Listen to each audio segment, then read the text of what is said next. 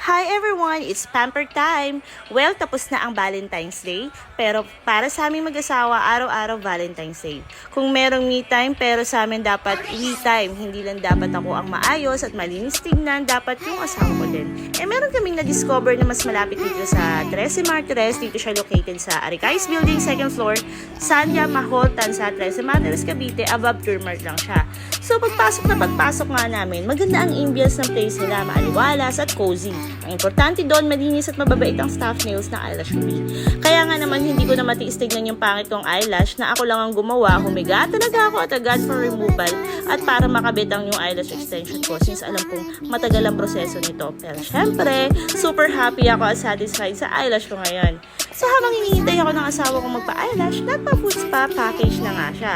With free pedicure at may pamanicure na rin, kaya super saya namin. At syempre, papahuli ba naman ako na hindi malinis ang paa at kamay ko. Pagdating naman sa nails ko, I just trust the process. Sabi ko sa nail tech, ikaw lang bahala kung ano ang maganda para sa nails ko. And voila!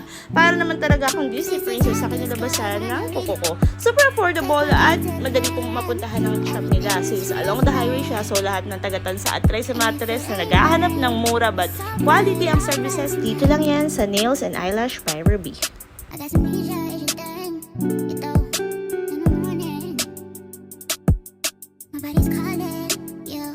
You just said that so leave the room like you always do. I never needed you. I just want you. Wanted you to love me, but trust me, but nothing about me. Just put your heart in my hands, yeah. Let me make all the plans, make all the plans. Let me make all the plans tonight. So bizarre, so yeah. Guess it's me that you want, Guess it's me that you